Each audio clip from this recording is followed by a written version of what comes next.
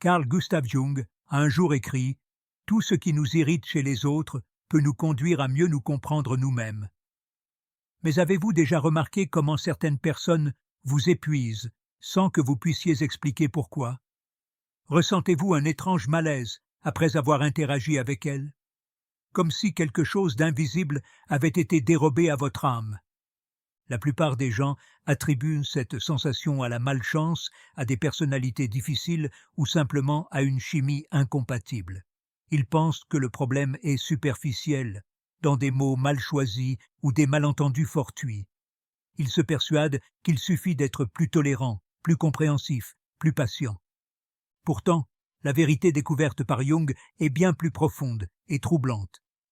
Il ne s'agit pas de personnalités incompatibles, mais d'archétypes toxiques, de schémas psychologiques primitifs qui agissent comme des virus mentaux, infectant votre psyché et manipulant votre énergie vitale. Ce sont des ombres projetées qui se nourrissent de votre lumière intérieure. Protéger votre intégrité psychologique ne suffit pas à éviter ces personnes. Vous devez reconnaître les archétypes qu'elles incarnent, comprendre pourquoi elles vous attirent ou vous repoussent, et développer l'armure psychologique nécessaire pour préserver votre souveraineté intérieure. La première personne dangereuse identifiée par Jung, bien que pas avec ces mots exacts, est ce que les psychologues modernes appellent le vampire émotionnel. En termes jungiens, cela représente l'ombre projetée de l'archétype de la victime éternelle, un schéma psychologique aussi ancien que l'humanité. Pour comprendre cet archétype, il faut remonter à Vienne en 1895, où Jung observa pour la première fois ce qu'il appela le transfert pathologique. Des patients arrivant non pas pour guérir, mais pour chercher un hôte psychologique. Nietzsche, contemporain de Jung, avertissait « Gare à ne pas devenir monstre en combattant les monstres ». Le vampire émotionnel est précisément ce monstre déguisé en victime perpétuelle.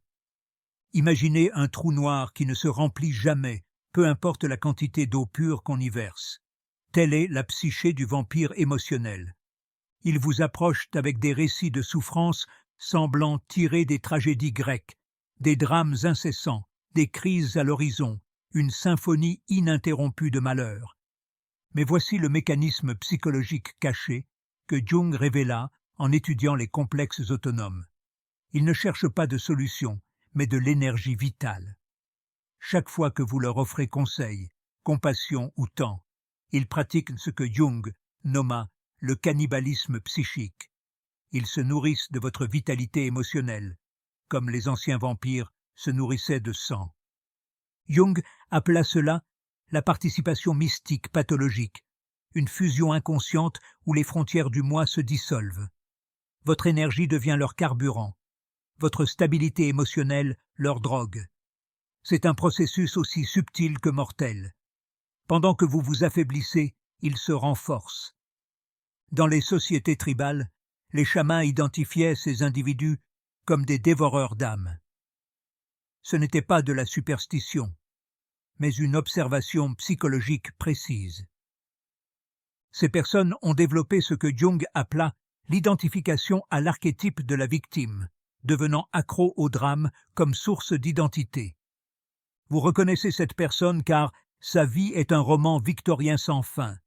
Il y a toujours une nouvelle crise dans le théâtre de son existence. Quand vous résolvez un drame, comme Hercule coupant une tête de l'hydre, deux autres apparaissent aussitôt. Leurs problèmes se multiplient parce que leur véritable problème n'est pas externe.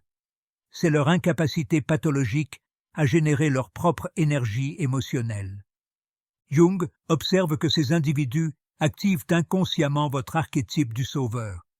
Ils vous font sentir noble, nécessaire, spécial, mais chaque acte de sauvetage les affaiblit davantage, créant une plus grande dépendance. C'est comme donner de l'opium à un toxicomane en croyant le guérir. La défense n'est pas la cruauté, mais ce que Jung nomma différenciation consciente. Vous devez maintenir claire la frontière entre votre psyché et la leur, comme un château médiéval garde ses murailles. Offrez compassion à distance, mais ne devenez jamais leur source principale d'énergie émotionnelle. Comme l'écrivit Jung, La charité mal dirigée est une forme de violence déguisée. La deuxième figure dangereuse incarne ce que Jung identifia comme l'inflation du moi, l'archétype du tyran déguisé en sauveur. Pour comprendre ce masque psychologique, il faut examiner les écrits de Machiavel, qui observa « Il vaut mieux être craint que d'être aimé ». Mais le manipulateur narcissique transcende cette sagesse politique. Il ne cherche ni à être craint, ni à être aimé. Il cherche à être adoré comme un dieu païen. Jung découvrit ce schéma en étudiant ce qu'il appela l'inflation pathologique du moi chez des patients de la haute société viennoise. Il observa comment certains développaient ce que nous pourrions appeler des délires de divinité, une incapacité fondamentale à percevoir autrui comme des êtres autonomes et dignes. Cet archétype agit par ce que Jung nomma projection inversée de l'ombre, un mécanisme aussi sophistiqué que mortel. D'abord, il vous étudie comme un entomologiste étudie un insecte, identifiant exactement ce que vous avez besoin d'entendre, quelle blessure guérir, quel rêve accomplir. Puis il vous idéalise en projetant sur vous l'image de l'objet parfait dont leur ego gonflé a besoin pour se sentir complet. Vous devenez ce que Jung appela un objet partiel, pas une personne entière, mais une extension de leur grandiosité narcissique. Vous êtes leur miroir doré, ne reflétant que leur magnificence imaginaire. À Rome impériale, les empereurs développaient ce même schéma. Caligula déclara sa divinité non par simple folie, mais par ce que Jung identifierait comme une identification pathologique à l'archétype du Rex, le roi divin. La différence, c'est que le manipulateur moderne opère dans l'ombre sans couronne visible. Ils vous font sentir comme la seule personne au monde qui les comprenne vraiment. Ils vous accordent un statut apparemment spécial dans leur royaume psychologique, comme un courtisan favori à Versailles. Mais peu à peu, vous découvrez que ce monde est une prison dorée, où votre valeur humaine dépend entièrement du maintien de leur image idéalisée. Jung observe que ce schéma suit les phases inexorables de l'archétype du puer aeternus, l'enfant divin, éternel. Première phase. Idéalisation fiévreuse, vous êtes parfait, unique, destiné. Deuxième phase. Fusion symbiotique. Vous perdez peu à peu votre identité séparée. Troisième phase. D'évaluation inévitable, lorsque votre humanité imparfaite détruit leurs fantasmes. Quatrième phase. Rejet impitoyable, où ils projettent sur vous toute leur ombre refoulée. Cette personne vous inonde d'abord d'attention qui ressemble au soleil après des années d'hiver. Elle vous dit exactement ce que votre âme blessée a besoin d'entendre. Mais vous remarquez lentement que ces cadeaux viennent avec des factures invisibles. Son amour est conditionné à votre capacité à nourrir son ego. Quand vous échouez inévitablement à être le miroir parfait, il devient votre juge le plus cruel. Jung comprit que derrière cette grandiosité se cache ce qu'il appela la blessure narcissique primaire, une terreur existentielle face à l'insignifiance. Comme Icare volant trop près du soleil, ils ont construit une identité tellement gonflée que tout contact avec la réalité humaine ordinaire les brûle. La protection réside dans le maintien de ce que Jung nomma votre centre de gravité psychologique, fermement ancré en vous-même. Comme un arbre aux racines profondes, votre valeur doit jaillir de votre propre terre intérieure, et non d'une reconnaissance extérieure. Jung écrivit « L'individuation signifie devenir un être indivisible, unique, précisément ce que le narcissique ne peut tolérer chez les autres. » La troisième figure représente ce que Jung classa comme l'ombre non intégrée dans sa manifestation la plus insidieuse. Pour comprendre cet archétype, il faut étudier les écrits militaires de Sun Tzu, qui observait « Le suprême art de la guerre est de vaincre l'ennemi sans combattre ». Le saboteur passif-agressif a fait de cette sagesse ancienne la philosophie centrale de son existence quotidienne. Jung découvrit ce schéma en analysant ce qu'il appela des complexes d'infériorité compensés. Dans sa clinique de Zurich, il observa des patients qui avaient développé ce que l'on pourrait appeler une guérilla psychologique, une forme d'agression si subtile qu'elle est presque indétectable, mais aussi dévastatrice que le venin des serpents amazoniens.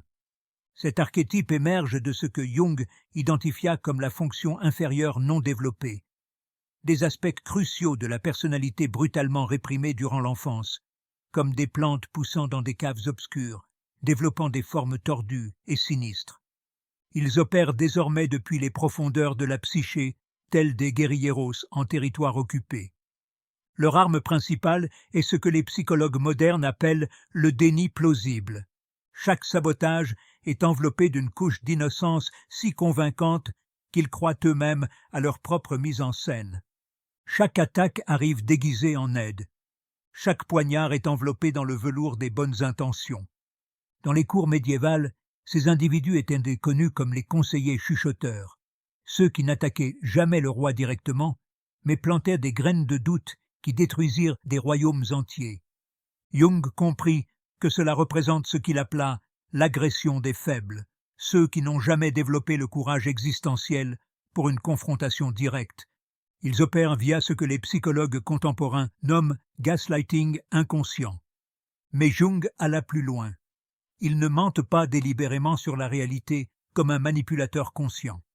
Ils habitent véritablement une réalité psychologique déformée, où ils restent éternellement victimes innocentes, tandis que vous apparaissez invariablement comme l'agresseur invisible. Cette personne accepte de vous aider dans quelque chose de crucial pour votre vie, un projet, une opportunité, un moment critique. Mais, comme dans les tragédies grecques où le destin se révèle lentement, des circonstances imprévues surgissent toujours pour l'empêcher de tenir ses promesses. Elle promet avec la sincérité d'un saint, échoue avec l'inévitabilité de la gravité, s'excuse avec l'éloquence d'un poète, et répète ce cycle comme Sisyphe poussant éternellement son rocher. Chaque échec s'accompagne d'une explication si parfaitement raisonnable que la remettre en question vous ferait passer pour irrationnel. Maladie soudaine, embouteillage inattendu, crise familiale urgente, ordinateur tombé en panne au pire moment. Chaque excuse est techniquement valide, mais le schéma révèle une vérité cachée. Jung avertit qu'une exposition prolongée à ce schéma peut induire ce qu'il appela la dissociation de la réalité consensuelle. Votre psyché, constamment bombardée par ces incohérences subtiles, commence à internaliser l'instabilité externe. Vous commencez à douter de votre propre perception, comme Alice tombant dans le terrier du lapin, vers un monde où la logique se dissout. L'aspect le plus diabolique de cet archétype est qu'ils souffrent vraiment. Leur douleur est réelle, leurs limites authentiques, leur victimisation sincère. Cela active votre compassion naturelle, vous maintenant piégé dans un cycle où chaque tentative de poser des limites vous fait sentir comme le véritable méchant de l'histoire. La protection nécessite de développer ce que Jung appela la capacité à tenir la tension des opposés, maintenir à la fois une compassion authentique pour leurs souffrances et une fermeté inébranlable dans vos limites psychologiques, comme un médecin qui peut éprouver de l'empathie pour la douleur du patient sans permettre que cette empathie compromette le traitement nécessaire. La quatrième figure dangereuse incarne l'archétype du rival éternel, ce que Jung identifia comme l'ombre du héros non intégré. Pour comprendre ce schéma ancestral, rappelons les mots du philosophe grec Héraclite. La guerre est le père de toutes choses. Mais le compétiteur toxique a perverti cette sagesse cosmique, transformant l'existence entière en un champ de bataille darwinien, où votre succès est automatiquement perçu comme sa défaite personnelle. Jung observe ce phénomène dans les dynamiques familiales de l'aristocratie européenne, où des frères se détruisent mutuellement pour des héritages dont ils n'avaient pas vraiment besoin. Il identifia ce qu'il appela la compulsion compétitive pathologique, un schéma qui surgit lorsque le sens fondamental d'identité fusionne complètement avec le besoin de dominer les autres. Ce schéma provient de ce que Jung nomma la blessure narcissique primaire de la comparaison. À un moment crucial de leur développement psychologique, typiquement durant la petite enfance, leur sentiment de valeur personnelle s'est soudé de manière permanente à celui d'être supérieur aux autres. Ce n'est pas un choix conscient, c'est une programmation aussi profonde que les instincts de survie. L'aspect le plus dangereux de cet archétype est sa capacité caméléon à se déguiser en motivation mutuelle ou compétition saine. Mais Jung, avec son génie de la distinction psychologique, identifia la différence cruciale. La compétition saine vise l'excellence personnelle. La compétition toxique vise à anéantir l'autre comme validation existentielle. Dans la Rome antique, les gladiateurs savaient que leur vie dépendait de la mort de l'adversaire. Le compétiteur toxique a intériorisé cette mentalité d'arène, mais l'a étendue à tous les aspects de la vie humaine. Relations, carrière, statut social, même expériences spirituelles deviennent des combats à mort psychologiques. Ils opèrent via ce que les psychologues contemporains appellent la comparaison sociale destructive. Mais Jung fut plus précis. Il qualifia cela de jeu existentiel à somme nulle. Leur estime de soi fonctionne comme une balance médiévale. Pour que leur plateau monte, le vôtre doit forcément descendre. Ce n'est pas de la malveillance consciente, c'est une compulsion aussi automatique que la respiration. Vous observez leur réaction quand vous partagez une victoire personnelle. Un être humain sain célèbre instinctivement la réussite d'autrui, comme les fleurs qui s'épanouissent sous la pluie. Mais cette personne perçoit votre bonne fortune comme une attaque personnelle. Sa première réaction n'est pas de célébrer avec vous, mais de chercher des moyens subtils de minimiser votre accomplissement ou de contre-attaquer immédiatement avec quelque chose de supérieur qui lui est arrivé. Si vous réussissez un projet important, des obstacles mystérieux apparaissent, semblant être des coïncidences cosmiques. Si vous recevez des louanges, des malentendus viennent ternir votre moment. Si vous êtes heureux, ils déclenchent des crises, exigeant votre attention immédiate. C'est comme si votre lumière activait automatiquement leur ombre. Jung observa avec brio que ce type de personne vous invite inconsciemment à entrer dans son jeu de compétition infini. Il vous défie, vous provoque, vous séduisent pour participer à leur arène psychologique. Mais voici le piège ancestral. Une fois que vous acceptez de jouer selon leurs règles, vous avez déjà perdu votre âme, car vous avez permis que votre valeur humaine dépende de la comparaison extérieure plutôt que du développement intérieur. Comme dans les mythes anciens où les dieux rivalisent éternellement pour la suprématie, ils vous projettent l'archétype du rival à vaincre. Vous n'êtes pas une personne entière à leurs yeux. Vous êtes un obstacle à leur grandeur, un miroir qu'il faut briser pour qu'ils puissent briller. La présence prolongée de cet archétype pollue des espaces entiers, avec ce que Jung nomma toxicité compétitive environnementale. Bureaux, familles, groupes d'amis adoptent des dynamiques de rivalité où la collaboration devient impossible et la paranoïa se normalise. La protection réside dans ce que Jung appela le retrait des projections compétitives. Vous devez refuser catégoriquement d'entrer dans leur jeu de compétition infini, en maintenant votre propre définition interne et souveraine du succès et de la valeur personnelle. Comme un maître zen qui ne se laisse pas provoquer par les cris d'un fou, votre paix intérieure doit être plus forte que leurs besoins de guerre. La cinquième figure représente ce que Jung appela l'archétype du trickster dans sa manifestation la plus destructrice. Dostoïevski écrivit « Si Dieu n'existe pas, tout est permis ». Le chaos personnifié vit comme si cette phrase était son credo personnel. Jung comprit que cet archétype surgit lorsque la fonction d'adaptation sociale ne s'est jamais développée correctement. Ils ne transgressent pas les règles sociales par rébellion philosophique, mais parce qu'ils ne les comprennent pas ou les jugent sans importance. Ce qui est le plus troublant avec cette figure, c'est que le chaos n'est pas un effet secondaire de sa présence, c'est son but principal. Inconsciemment, ils ne se sentent vivants que lorsque leur environnement est turbulent. la paix les fait se sentir inexistants. Ils opèrent à travers ce que Jung appela la constellation des complexes autonomes.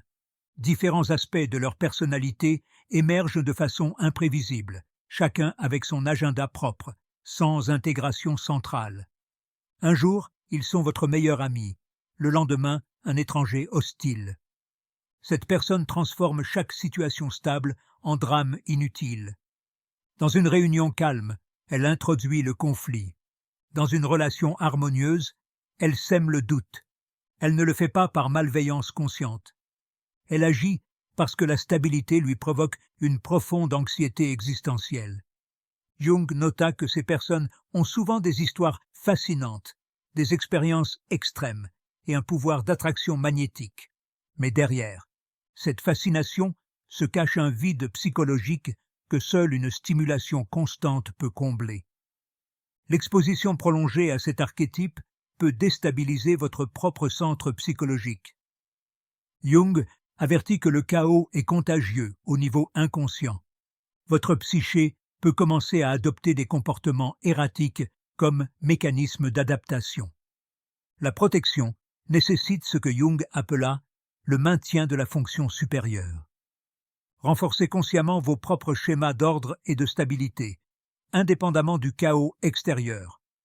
La 6e et plus subtile figure dangereuse incarne ce que Jung nomma l'inflation spirituelle, l'archétype du sage corrompu. Nietzsche avertit « Méfiez-vous de ceux en qui l'impulsion de punir est puissante. » Le faux prophète a transformé l'illumination en un instrument de contrôle. Jung comprit que cet archétype est particulièrement dangereux, car il opère au plus haut niveau des aspirations humaines, le désir de croissance spirituelle et de sens. Ils exploitent votre noble désir d'évolution comme un appât pour leur manipulation. La différence entre un maître authentique et un faux prophète réside dans la direction du pouvoir. Le maître véritable vous guide vers votre propre autorité intérieure. Le faux prophète vous oriente vers sa propre autorité externe. Ils opèrent par ce que Jung appela la participation mystique spirituelle. Ils vous font croire que vous ne pouvez accéder aux vérités supérieures que par leur intermédiaire. Peu à peu, votre capacité de discernement spirituel passe sous leur contrôle.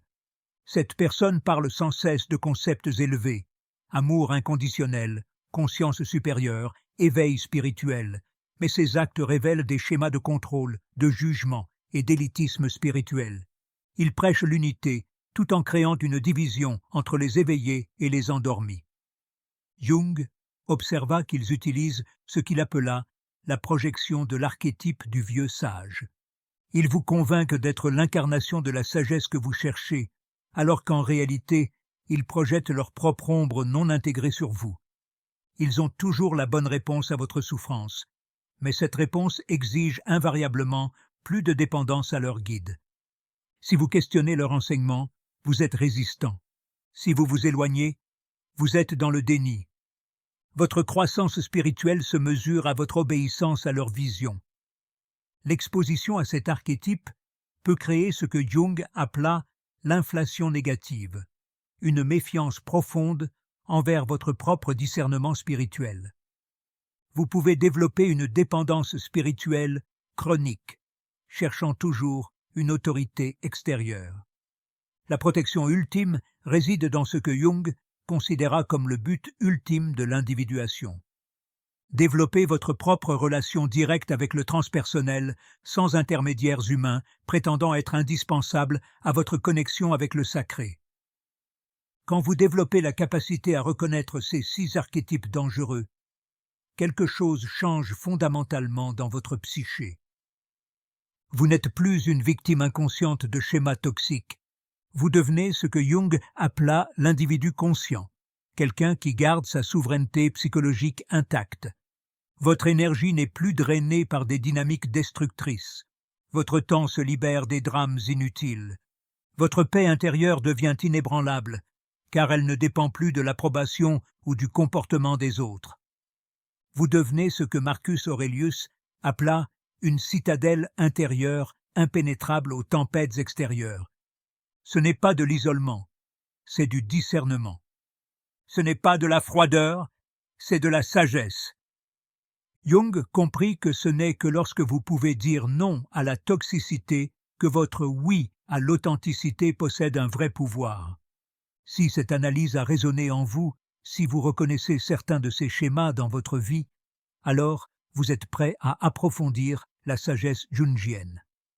Abonnez-vous pour poursuivre ce voyage vers l'individuation et la souveraineté psychologique. Car comme Jung l'écrivit, ce que vous niez vous soumet, ce que vous acceptez vous transforme, ce que vous comprenez vous libère. La lutte pour votre liberté psychologique commence par reconnaître qui se bat contre vous et qui se bat pour vous.